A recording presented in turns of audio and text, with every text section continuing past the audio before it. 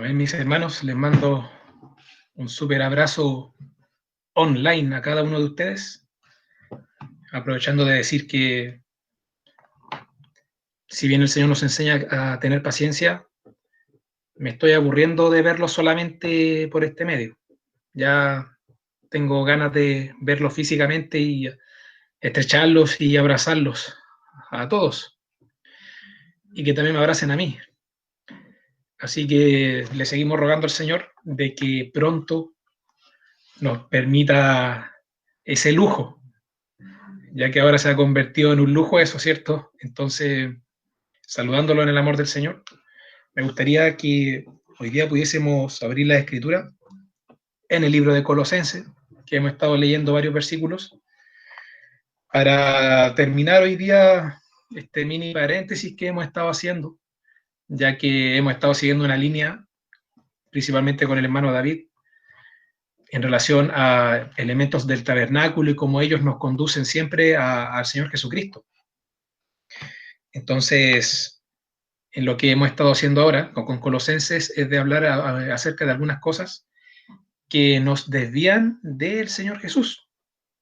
Entonces, hoy día me gustaría comentar un poco acerca del misticismo dentro de nuestro cristianismo y cómo nosotros tenemos que ser fieles al Señor.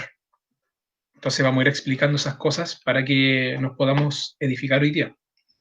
Así que en el nombre del Señor Jesucristo y sumándome a la oración que han hecho los hermanos para que Él nos hable por medio de la palabra, entonces vamos a leer directamente.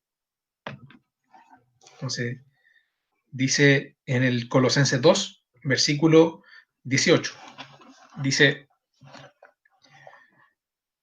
nadie os prive de vuestro premio, afectando humildad y culto a los ángeles, entremetiéndose en lo que no ha visto, vanamente hinchado por su propia mente carnal, y no haciéndose de la cabeza, en virtud de quien todo el cuerpo, nutriéndose y uniéndose por las coyunturas y ligamentos, crece con el crecimiento que da Dios. Amén, mis hermanos. Entonces, como nota introductoria, en el versículo 18 y en el 19 se establecen dos contrastes, se establecen dos cosas opuestas. En el verso 18 se indica que la persona puede incurrir en practicar cierto culto a ángeles, hinchado por su mente carnal, es decir, ayudado por imaginaciones de su mente. Vamos a ver varias aplicaciones prácticas de eso. Versus en el verso 19, que habla acerca de asirse o de aferrarse de la cabeza, que es el Señor Jesucristo, ¿verdad? ¿Cómo sabemos que la cabeza de la iglesia y por tanto nuestra autoridad final, nuestro jefe, ante quien nosotros estamos sujetos, es el Señor Jesucristo? Nosotros podemos encontrar versículos en las Escrituras. Por ejemplo, tenemos el libro de, aquí mismo en Colosenses, hablando del Señor Jesucristo en el capítulo 1, en el versículo 18, dice, y Él es la cabeza del cuerpo, que es la iglesia. Voy a leer hasta ahí en ese versículo. También tenemos otros versículos, por ejemplo, Efesios 4:15, que también habla acerca del Señor Jesucristo como la cabeza. Quizá muchos de ustedes piensen que yo estoy hablando algo sumamente obvio, y quizá alguien me diga, oiga hermano, pero y para eso estamos conectados, para que usted nos diga algo que nosotros hace rato que ya sabemos. O sea, obviamente cualquiera de nosotros sabe y ha entendido que la cabeza de la iglesia es Cristo. Pero la verdad, mis hermanos, es que si bien nosotros hemos aprendido eso, siempre es bueno repasar lo que hemos aprendido, porque también a veces ocurre que en la práctica nosotros nos olvidamos de lo que hemos aprendido, y un pecado, un sentimiento, una pasión, cualquier cosa, nos puede desviar de lo que nosotros hemos aprendido del Señor. Entonces, en esa línea es que en el versículo 18 hemos leído que Pablo dijo que nadie nos prive de nuestro premio, afectando humildad y culto a los ángeles. Entonces, aquí yo quiero introducir ese concepto del misticismo. ¿Por qué? ¿De qué estamos hablando cuando hablamos de misticismo? En el fondo estamos hablando de que una persona practica ciertos actos y obras para tener alguna conexión con la divinidad. O no solo con la divinidad, sino también con seres que considera divinos o sobrenaturales. En este caso, los ángeles. Entonces, nosotros tenemos esta advertencia en las Escrituras acerca de afectar humildad y culto a los ángeles. Entonces, el apóstol Pablo, por ejemplo, en Gálatas, en el capítulo 1, también él advirtió respecto de que si a un ángel, si a nosotros o si un ángel del cielo anunciara otro evangelio que el que os hemos predicado, sea anatema, sea maldito y sea apartado. Entonces, mis hermanos amados, dentro de este misticismo, en el cual la persona busca algún contacto con la divinidad haciendo ciertas prácticas, nosotros como cristianos sí practicamos en cierta forma un misticismo, ¿ya? Y esto lo voy a decir con cuidado porque es como un misticismo bueno. ¿Por qué? Porque en el fondo Dios ha creado para nosotros, ¿cierto?, un único camino para seguirle, y ese camino es Jesucristo. Claro que el Señor Jesucristo no es creado, y eso también lo sabemos. Yo me estoy refiriendo a que el Señor ideó, diseñó para nosotros un camino nuevo y vivo para que nosotros podamos acercarnos a Dios y formar parte de su familia.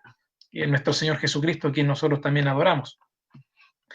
Pero también hay un misticismo malo que puede aparecer repentinamente e incluso puede comenzar a contagiar nuestro cristianismo.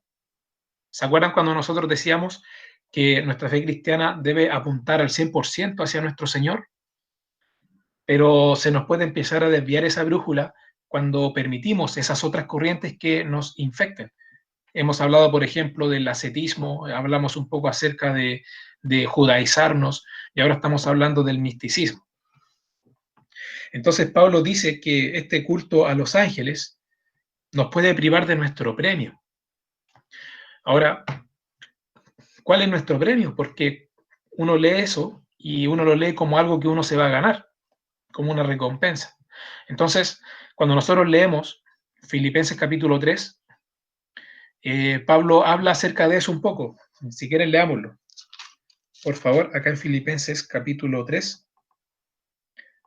versículo 14, el apóstol Pablo dice, leamos del 13 mejor, como es la costumbre, dice, hermanos, yo mismo no pretendo haberlo ya alcanzado, pero una cosa hago, olvidando ciertamente lo que queda atrás y extendiéndome a lo que está delante. Prosigo a la meta, al premio del supremo llamamiento de Dios en Cristo Jesús. Amén. Entonces Pablo lo habla en el contexto de la resurrección futura. Entonces, en Cristo, nosotros, el don más valioso que nosotros recibimos como cristianos ese es al propio Señor Jesucristo. Pero adicionalmente a eso, siendo el Señor Jesús lo más hermoso y lo más grande que nosotros recibimos, que no podemos darle un valor humano, ni siquiera en dinero, este Señor Jesucristo, si bien es nuestro, también Él viene con galardones y recompensas para recompensar a cada uno según sea su obra. Esas son cosas que igual hemos hablado. Entonces, si bien nosotros podemos tener una fe cristiana en el Señor y procuramos edificar nuestra vida, nuestras decisiones, todo lo que nos envuelve, nosotros procuramos sobreedificarlo y fundamentarlo en el Señor Jesucristo, pueden aparecer doctrinas ajenas como el misticismo para tomar nuestra sincera fidelidad a Cristo y extraviarla por otros caminos, por otras vías, incluso uno pensando que con eso uno agrada al Señor. Vamos a ir profundizando en esto. Entonces, en ese sentido, si bien el Señor a nosotros nos ha rescatado y nosotros somos hijos de Él, puede ocurrir que en nosotros haya un extravío que implique que no recibamos el galardón completo. Incluso el apóstol Juan habló sobre eso, de no recibir galardón completo en el caso de que alguien se extravíe de la doctrina de Cristo. Entonces, si una persona no es salva y no oye una buena enseñanza, puede ser que no crea en el Evangelio porque no ha oído la palabra de Dios, pero un salvo puede ser que, si bien tiene a Cristo, su caminar actual incluso se perjudique con consecuencias, afectando el testimonio de Dios también y el conocimiento de Dios a nivel individual y en la sociedad, pero también puede ser que a futuro reciba galardón incompleto por permitir estas contaminaciones. Entonces, si volvemos a Colosenses, aquí en el capítulo 2, entonces el apóstol Pablo nos advierte a nosotros, nos advierte de esto. Vamos a hablar de ángeles, pero también vamos a hablar de otras cosas que son sobrenaturales. Quiero leerles un pequeño fragmento de un historiador bíblico de apellido Kenner, que dice lo siguiente respecto de Colosa. Dice, los místicos judíos y a veces los apocalípticos pretendían tener comunicaciones de los ángeles. Está hablando de Colosa. En Colosas probablemente eran venerados los ángeles, aunque esta veneración era contra las enseñanzas de los fariseos. Alguna evidencia indica que muchos judíos comunes de la diáspora dirigían oraciones y peticiones a ángeles, práctica que se superponía con las invocaciones mágicas a los espíritus. Entonces acá, para tener un poquito de contexto, nosotros vemos que si bien se vivía un cristianismo, también habían prácticas de oraciones a ángeles. Ahora, así rápidamente, nosotros sabemos que los ángeles son creación de Dios y que ellos como oficio son mensajeros, pero también por naturaleza son seres celestiales que cumplen funciones para el Señor, que son siervos de Dios. También sabemos que dentro de los ángeles nosotros tenemos un tercio que se apartó del Señor en pos de Satanás y que Satanás los arrastra, y por lo tanto son ángeles malos, son ángeles caídos, que a veces también se les llama demonios. Ahora, también nosotros sabemos que dentro de los ángeles malos hay un segundo grupo también que, que fue en pos de carne extraña, eso lo podemos leer en Génesis, en Judas, y fornicó con las hijas de los hombres acá en la tierra y produjeron una descendencia antigua de híbridos nefilim.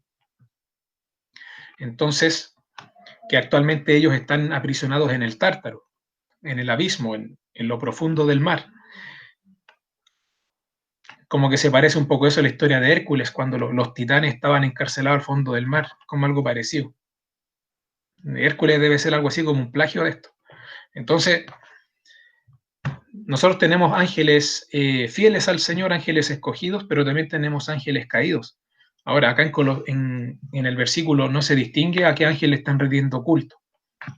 Entonces, obviamente a ningún ángel nosotros debemos rendirle ningún tipo de culto, ni tampoco ningún tipo de oración.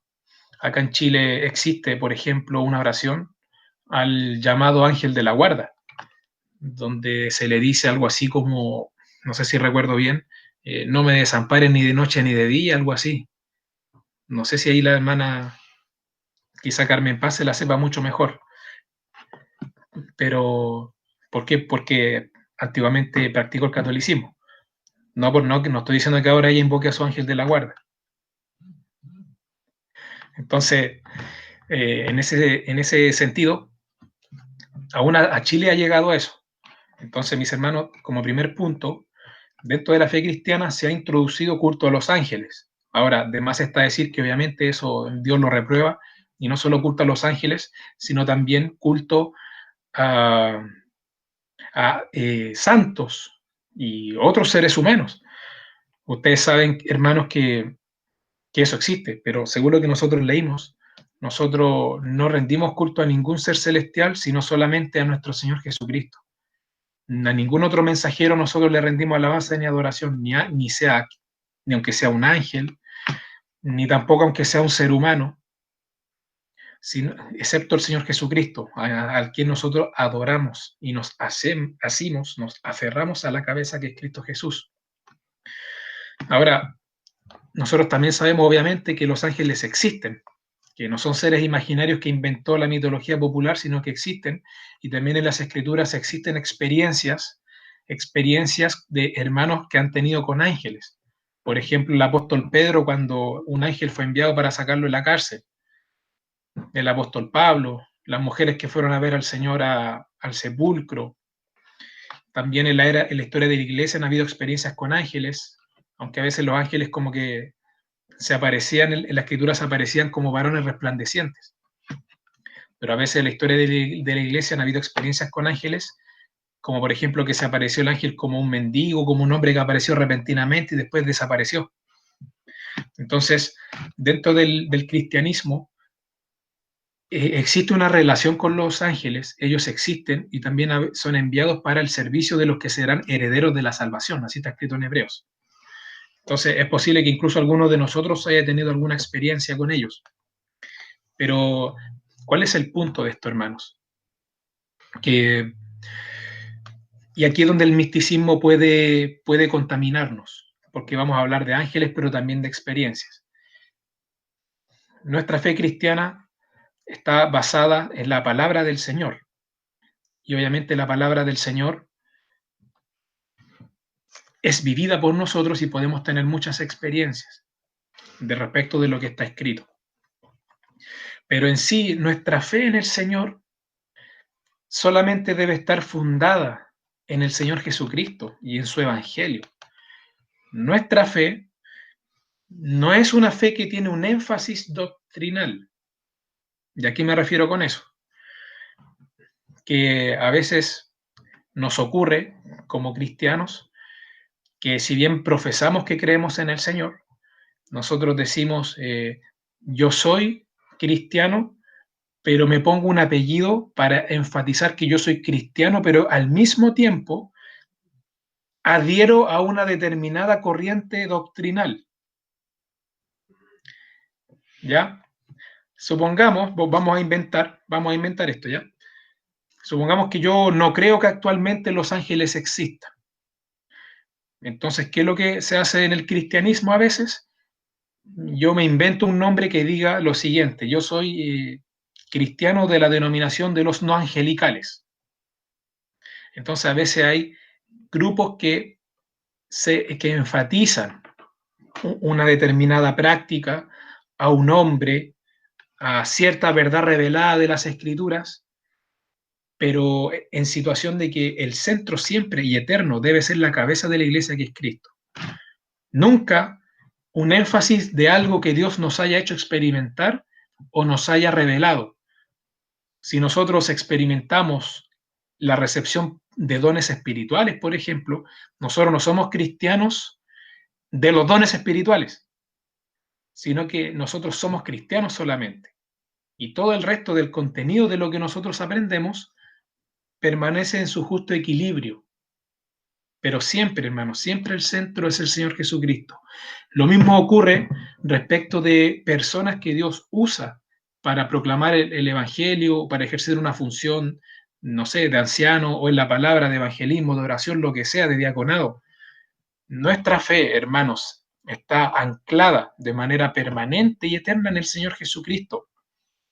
Y por muy hermoso que sea un hermano o una hermana en el Señor, por mucha gracia que tenga, por mucha entrega, por muchas obras que realice, nunca debemos olvidar que nuestra fe absoluta no está basada en esa persona en particular, aunque las podemos amar mucho, sino que está basada en el Señor Jesucristo y en su persona. Y es al Señor Jesucristo a quien nosotros tenemos que seguir. Y obviamente también relacionarnos y amarnos con aquellos que son también parte de su cuerpo. Entonces, ¿qué ocurre?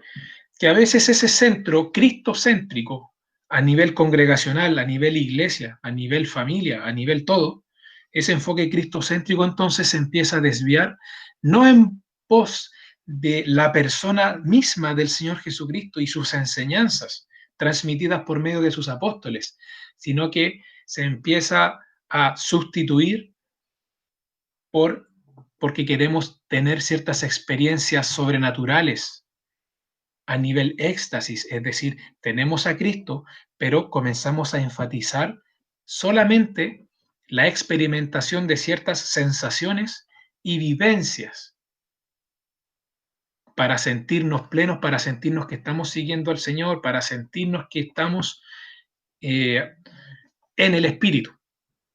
Al respecto, para ilustrar eso, me gustaría leerles otra pequeña porción de la historia de algo que ocurrió aproximadamente en el año 150 después de Cristo, muy cortito. Y dice lo siguiente. Un hombre llamado Montano anunció que él era el instrumento humano del Espíritu Santo de Dios. Y pongamos atención, hermanos, porque estas cosas se repiten. ¿Y qué les garantiza que el día de mañana eso no me pase a mí? ¿O no le pase a alguno de los hermanos que están escuchando esto? Porque puede ocurrir. Por eso, hermanos, para que el día de mañana, cuando cualquiera de nosotros se vuelva loco, yo estoy ahora aprovechando de entregar a la iglesia herramientas de discernimiento para que el día de mañana, como decía, cuando cualquiera le dé algún delirio espiritual, los hermanos estén armados, estén preparados para volver al centro, para volver a Cristo. Entonces, miren, o para que ellos mismos no se desvíen y sean engañados. Entonces, sigamos con la lectura. Anunció que él era el instrumento humano del Espíritu Santo de Dios. Pretendía que su tarea era preparar la iglesia para el regreso inminente de Cristo. O sea, empezó con buena doctrina y con buenas intenciones. Dos profetisas, Maximila y Prisca, abandonaron a sus maridos para unirse a él. De ahí empezó mal la cosa, ¿cierto? Una vez escuché un dicho que dice: cuando una mujer se enamora no hay nada que la detenga. Bueno, eso dice el mundo, pero nosotros tenemos al Señor y Él nos puede ayudar en nuestras debilidades. Entonces dice: abandonaron a sus maridos para unirse a Él, a fin de prepararse para la segunda venida de Cristo. Estas personas y sus seguidores practicaban un ascetismo extremo consistente en ayuno, celibato y abstinencia de la carne. Ya hemos hablado de eso, pero atención a esto. Según sus opositores, el movimiento se hizo más y más extremista. Habían dones de revelación, conversaciones con ángeles, visiones en éxtasis. Algunos caían en un estado de poseídos, se ponían frenéticos, emitiendo sonidos extraños, profetizaban en forma contraria al modo que la iglesia había recibido de generación en generación. Llegaron a estar hinchados, llenos de una autoestima exagerada.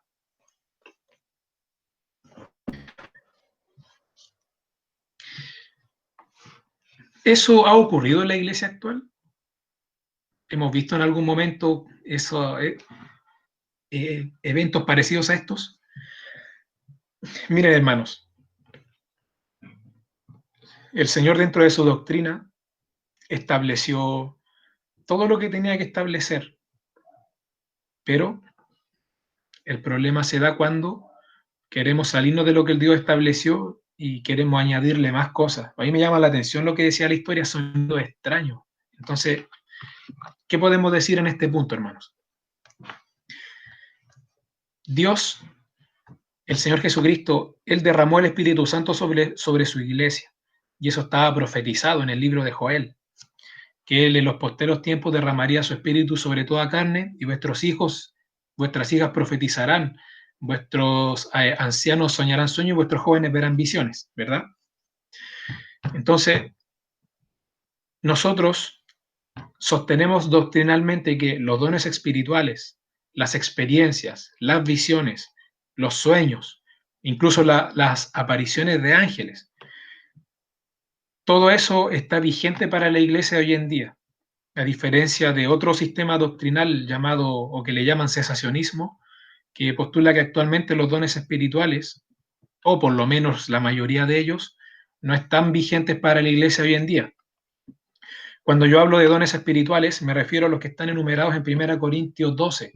¿Se acuerdan? Sabiduría, palabra de ciencia, profecía, lengua, interpretación de lengua, sanidades, milagros, don de fe, discernimiento de espíritus. Perdón. Entonces, esos dones están vigentes para la iglesia de hoy, a diferencia de algunos que sostienen que ya no. Entonces, mis hermanos, esos dones se pueden recibir de parte del Señor, o incluso se pueden anhelar y se le pueden pedir al Señor para ejercerlo y edificar la iglesia, y el Señor los puede conceder.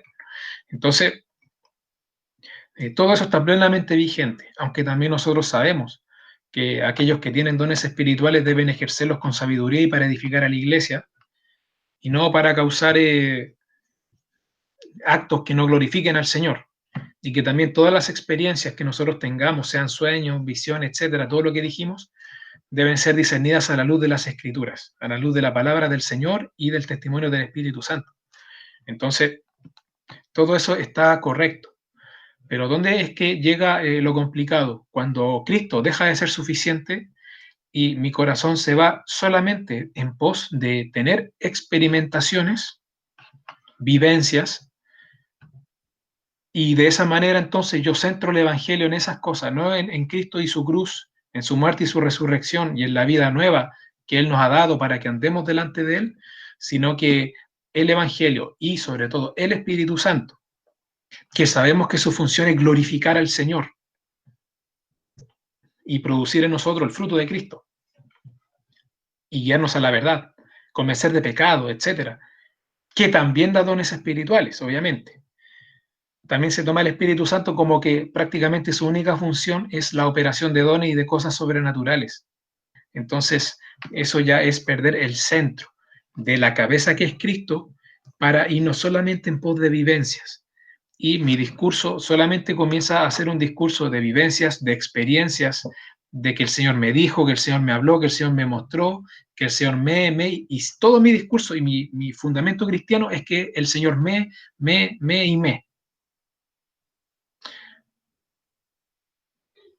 Y ese se convierte como en el fundamento mío como cristiano, y no la cabeza que es Cristo, no las enseñanzas sólidas que rigen mi vida, que rigen mi vida familiar, rigen mi vida laboral, rigen mi vida íntima con Él, rigen mi vida matrimonial, sino solamente experiencias, vivir cosas, tener visiones, tener éxtasis, que Dios puede dar esas cosas, Dios puede conceder visiones, da sueños, habla por esos medios, pero ese no es nuestro énfasis definitivo dentro del Evangelio del Señor.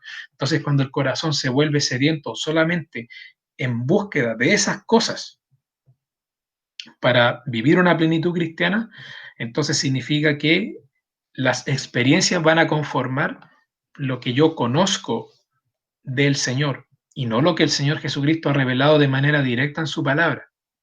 Entonces, a veces, mis hermanos, puede suceder eso, pero nosotros debemos proclamar otra cosa, hermano. Nosotros debemos decir que cómo nos vamos a cansar del maná, cómo nos vamos a cansar del Señor Jesucristo. A Él nosotros nos tenemos que aferrar, porque Él es la fuente eterna de nuestra felicidad personal, y lo digo de esa manera. Él como persona, nuestro Señor.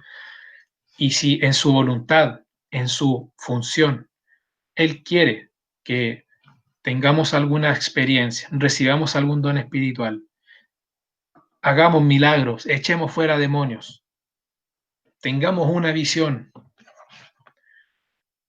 conversemos con el arcángel tanto. Entonces, que eso sea dentro del propósito y plan del Señor eterno. Esas cosas están vigentes, porque tampoco nos podemos ir al otro extremo. No nos podemos ir tampoco al otro extremo del cesacionismo. Hermanos, nosotros también hemos compartido a veces que estamos viviendo los postreros tiempos, si bien nosotros no sabemos cuándo el Señor va a venir. A todos nos gustaría que el Señor viniera en nuestro tiempo, hermanos, que viniera en nuestra generación, pero yo no sé si va a venir en nuestra generación o no. Yo lo deseo. Yo quiero que el Señor venga en este tiempo, pero no sé si va a venir en este tiempo. Ojalá inicie ahora. Lo deseo, lo deseamos.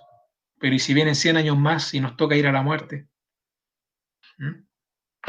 Bueno, cerrando ese paréntesis, eh, cuando uno a veces lee Apocalipsis, uno también ve actividad angelical. Entonces, puede ser, puede ser que a medida que nosotros nos vamos acercando cada vez más al retorno de Cristo, la actividad angelical aumente.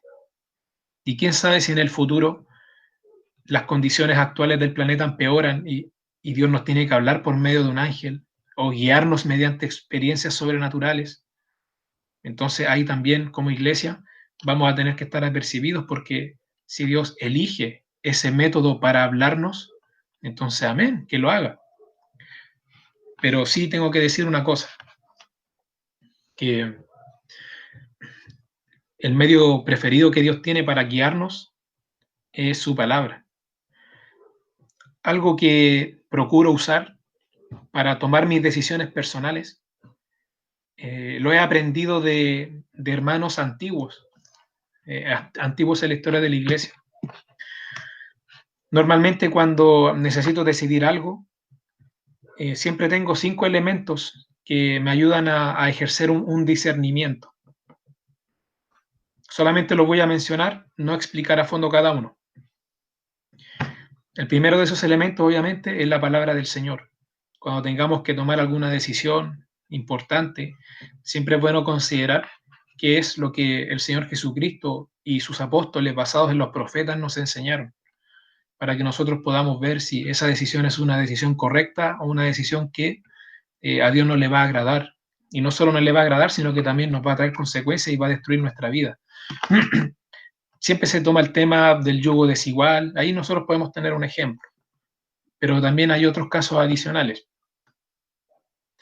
Por ejemplo, si una decisión implica que yo renuncie a mi fe en Cristo, obviamente, esa decisión quizás no la tenga que tomar. Pero bueno, tenemos la palabra entonces. Otro elemento que siempre uso para tomar una decisión es mi conciencia, la conciencia. Esa función interna que nosotros tenemos, por medio de la cual el Espíritu Santo a nosotros nos habla y nos indica, o nos puede traer paz, o también el Espíritu Santo en nuestra conciencia también nos puede traer perturbación. Permítanme contarles una pequeña experiencia personal en este punto.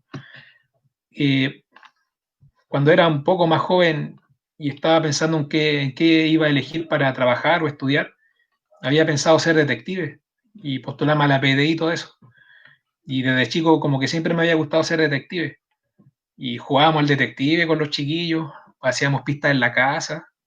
Entonces era bueno. Entonces, pero después cuando llegó ese periodo, ese elemento de la conciencia no me permitió perseverar con esa decisión, porque despertaba en la noche y escuchaba como el susurro del Señor en la conciencia que me decía, no tienes que hacer eso, no lo hagas, no lo hagas.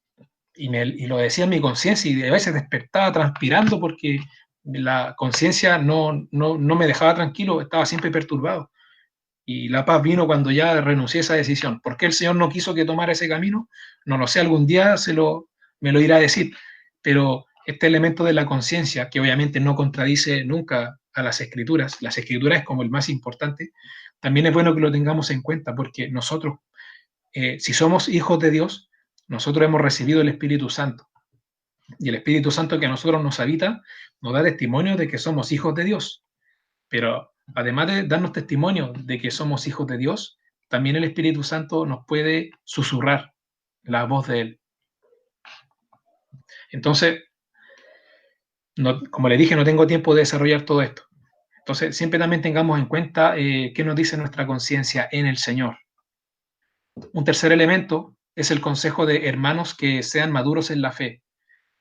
Claro, la Biblia dice que en la multitud de consejos está la sabiduría. Ahora, eso no significa que los hermanos son perfectos o somos perfectos. Nos podemos equivocar, pero también es bueno cuando vamos a tomar una decisión que también tengamos en consideración la opinión de hermanos que tengan un poco más de trayectoria, de madurez en el Señor y no decidir solos. Claro, finalmente la decisión uno la toma, lo que uno recibe de los demás es consejo, pero también es bueno tener en cuenta lo que dicen esos hermanos porque ellos por algo han vivido y tienen ciertos conocimientos y experiencias e incluso errores y conocimiento de la escritura que les han ayudado. Entonces, un, una de las cosas y perdóneme que de nuevo haga referencia a mí, pero hoy estamos en confianza entre nosotros, me gusta aprender de los errores que han cometido los demás, pero conversando, hermano, y usted se equivocó en esto, sí, que me cuenten cómo fue su error, cómo fue su pesar, para atesorar en mi corazón esa experiencia del hermano. Entonces, no es es algo bueno, es un buen ejercicio. Entonces, la opinión de hermanos maduros. El cuarto elemento que también podemos usar para indagar la voluntad del Señor es las circunstancias. Ahora, esto es un poco más impreciso, pero a veces ocurre que incluso sin que nosotros hayamos hecho grandes intervenciones, a veces las circunstancias en sí son propicias para que nosotros podamos tomar ciertas decisiones. Por ejemplo, tenía que hacerme una operación y justo llegó la plata para eso.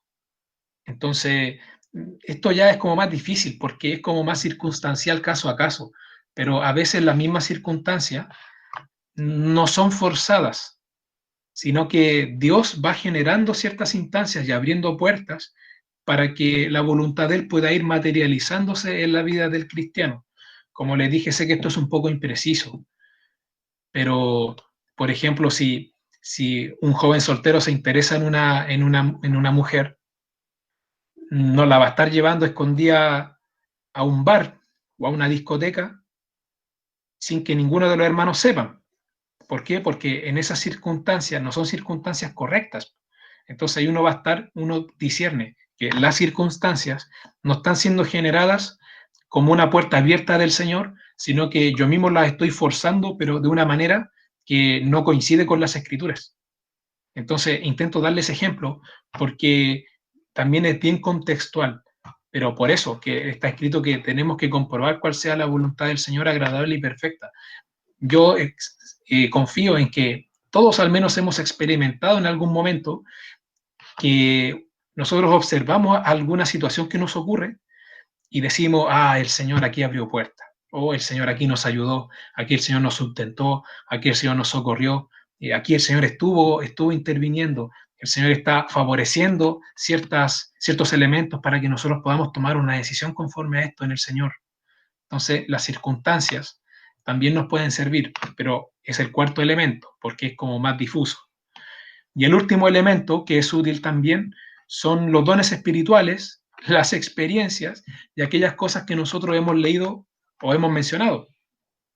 El Señor también nos puede hablar por medio de un sueño, de la interpretación de ese sueño, de una visión, de una profecía, de una lengua interpretada, de una sanidad, que se nos aparezca un ángel, obviamente todo correctamente discernido. No tengo tiempo ahora de enseñar cómo debemos discernir eso, pero por los dones espirituales tampoco los tenemos que desechar. Y Pablo también dijo que no despreciemos las profecías, no menospreciemos las profecías, tanto las bíblicas, las que están escritas, como aquellas que se dan en la práctica de la vida cristiana. Entonces, recapitulando, las escrituras, nuestra conciencia, opinión de hermanos maduros en el Señor, circunstancias y los dones espirituales, todos esos elementos, tengámoslos en cuenta a la hora en que nosotros tenemos que tomar alguna decisión importante o para la vida cristiana. ¿Y por qué yo mencioné todo eso? Porque el Señor me llevó a eso, pero ¿por qué también? Porque en este misticismo solamente se enfatiza el último elemento, solamente se enfatiza el último elemento, pero incluso traicionando a los otros restantes, a la palabra sobre todo. Entonces yo no puedo tomar el último elemento, que son esos dones o experiencias, manifestaciones, solamente esos, pero dejar de lado todos los demás, sino que también ahí tiene que haber un equilibrio en nosotros como cristianos. Entonces, incluso acá Pablo dice, cuando habla acerca del culto a los ángeles, dice, entremetiéndose en lo que no ha visto, vanamente hinchado por su propia mente carnal, porque muchos de ellos se imaginaban cosas, muchos de ellos inventaban incluso cosas que nunca habían sido.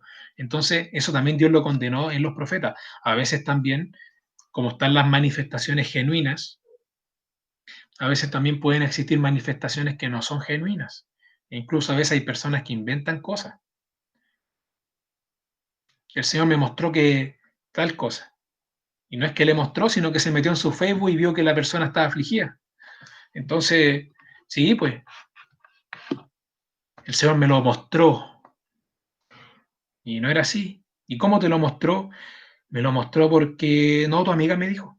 Entonces, claro, entonces a veces también se toman datos personales para hacerlos pasar como que Dios me lo mostró así sobrenaturalmente, pero resulta que es todo un chanchullo. Entonces, eso sí existe también. Pedro le ocurrió cuando Ananías y Zafira mintieron y Pedro supo por el Espíritu que ellos habían mentido. Pero también, hermano, hay mucha experiencia que es falsa. Entonces, también tengamos cuidado con lo que escuchamos, sobre todo en Internet.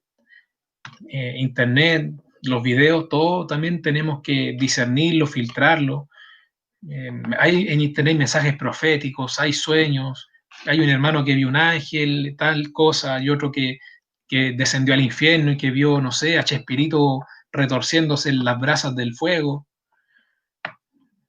otro que descendió y vio demonios haciendo tales cosas.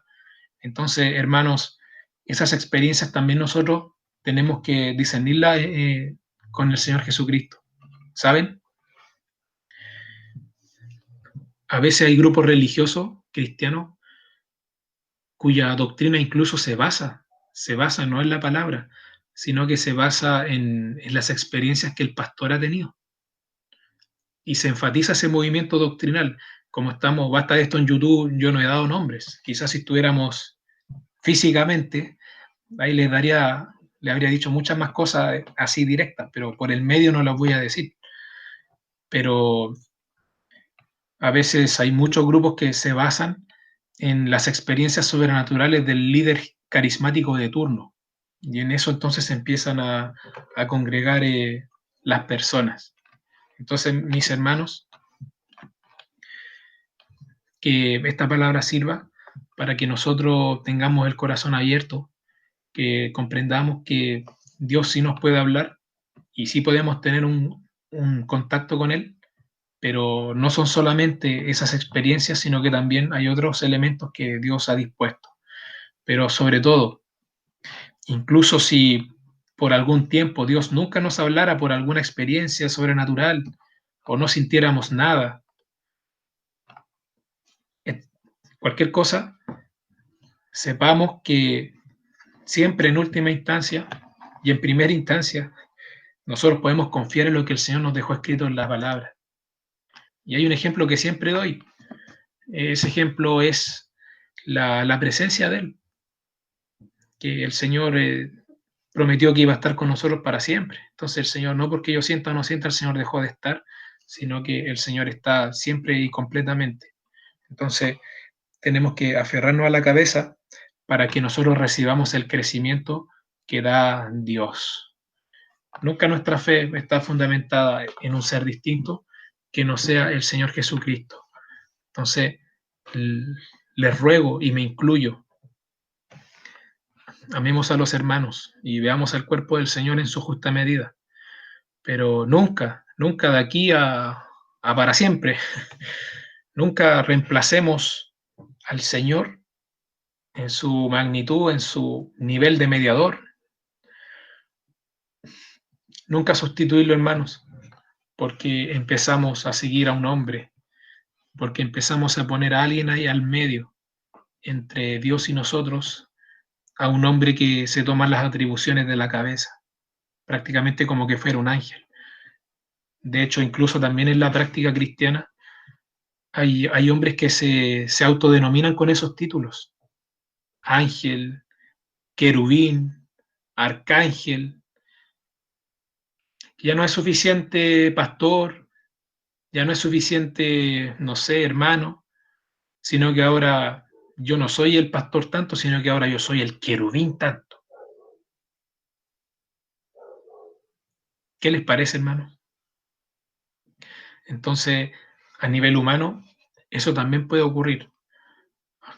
El apóstol Pablo temía que los sentidos de los hermanos fueran de alguna manera extraviados de la sincera fidelidad a Cristo. Una iglesia, una iglesia, Corintio, que fue ministrada directamente por el apóstol Pablo y sus colaboradores, por el mismísimo Pablo, que se le apareció el Señor, es decir, su conversión fue en virtud de una experiencia. Temía que esa misma iglesia que él le estaba enseñando fuera extraviada de la sincera fidelidad a Cristo. ¿Por qué?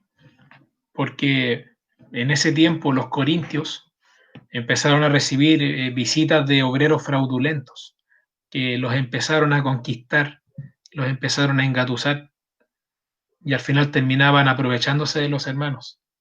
Entonces, que esta palabra sirva para que nosotros estemos fortalecidos en el Señor Jesucristo, para que nosotros lo tengamos en el centro.